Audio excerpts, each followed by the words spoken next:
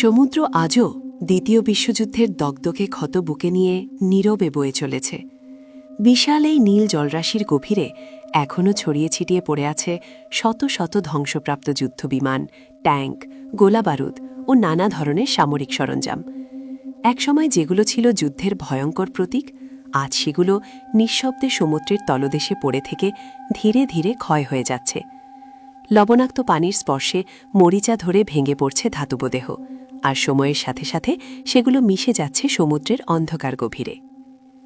এই গভীর নীল অন্ধকারে যেখানে সূর্যের আলোও পৌঁছতে পারে না, সেখানে লুকিয়ে আছে ইতিহাসের এক একটি জীবন্ত অধ্যায়। দ্বিতীয় বিশ্বযুদ্ধের বিশাল সামরিক সরঞ্জামগুলো যেন সময়ের সাথে জমে থাকা এক একটি ইতিহাসের ক্যাপসুল। বছরের পর বছর ধরে সেগুলো নিঃশব্দে পড়ে আছে সমুদ্রের তলদেশে।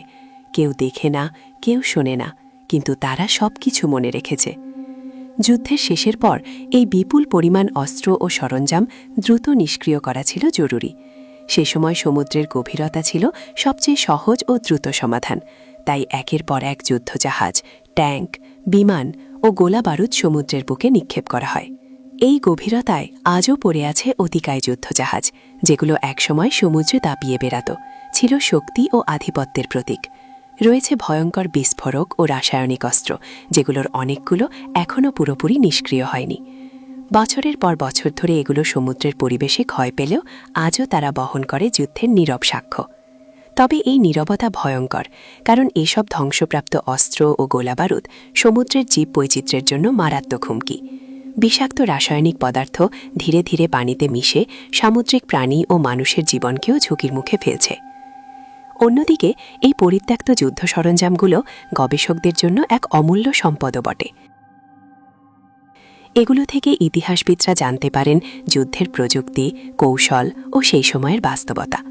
সমুদ্রের তলদেশে পড়ে থাকা এসব ধ্বংসাবশেষ আমাদের স্মরণ করিয়ে দেয়, যুদ্ধ শুধু স্থলভাগেই ধ্বংস ডেকে আনে না, তার দীর্ঘস্থায়ী ক্ষত বহন করে প্রকৃতিও।